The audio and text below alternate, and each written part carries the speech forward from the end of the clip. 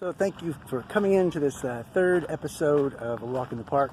Today I'm in Payne Park, which is near downtown Sarasota. Over there they've been doing some progress.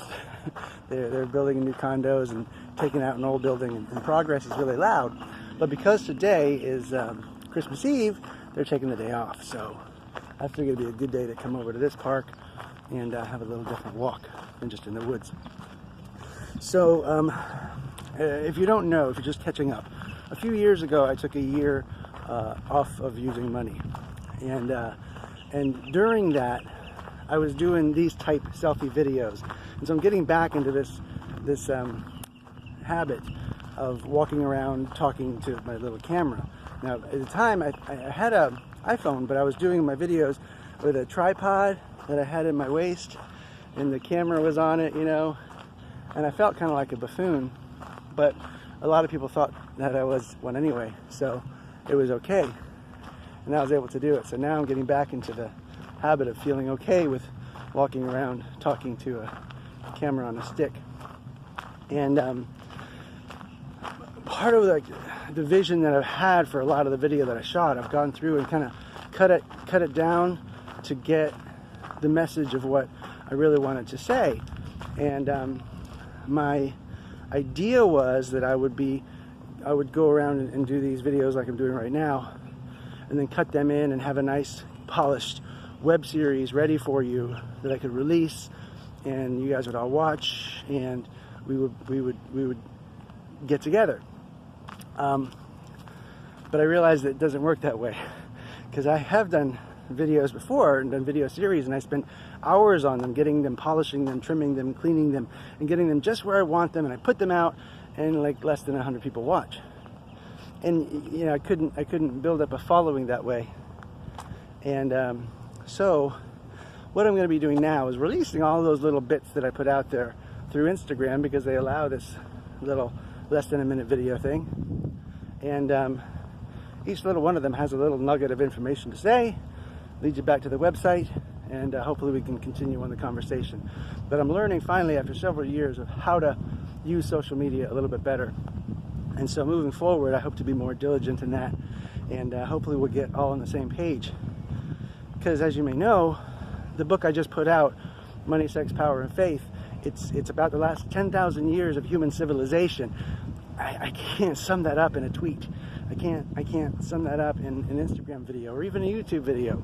You know, I can give you little slices and dices and bits and pieces, and I'll continue to do that.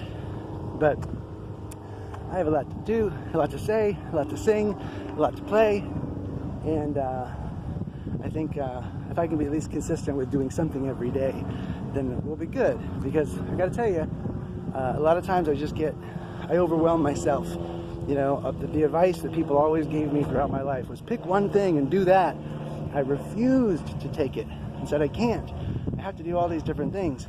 And then I always find myself with all these different things I want to do, but it's so overwhelming, I sometimes don't do any of it. I don't do anything. And so I went to a solstice party the other night. There's a lot of people that I hadn't seen in a while, and you know, some people who don't see me in a while remember things that I have done, because the things I do are rather notorious, like running for county commissioner or writing a book or just being noisy. And so people remember me for doing a lot of things, but they don't realize that I don't really do a lot of things. And so I love it when I do get compliments on the things that I do, but it also makes me feel, I don't know, humbled, because I don't do all the things that they think that I do. So here I am doing the things that I think that I do, and that you think that I do, and we'll get on from here. So the point of all this is to say that you can expect over the course of the next several months and years and all that, more little itty bitty things that are bite-sized that you can take in.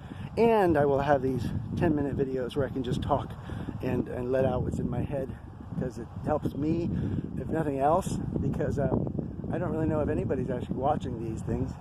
I haven't really looked at the numbers on my first 2 episodes, so if you're watching it, great, thank you, and I hope you're getting something out of it. But you got to know it's largely for me as well. The cool thing about that is is that we're all connected. And I am you, and you are me. We've all forgotten that. And I still forget it from time to time.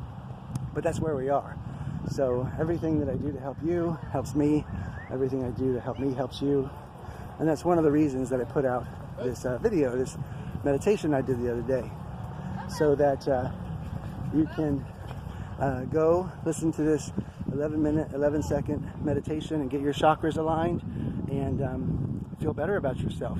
Feel grounded, feel purposeful, feel like you have a vision for the life you want to create and know your value.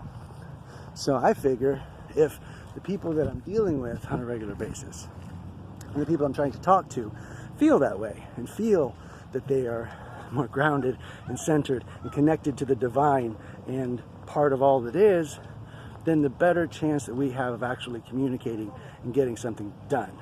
Because the more we feel separated from that, the more we feel out of whack, the more we feel fearful as if the universe is out to get us and God is out to punish us and the terrorists are coming and Ebola is going to get us and oh my God, the Mexicans and brown-skinned people and we have to build walls. The more we do that, the more we deconstruct the perfection that life really is.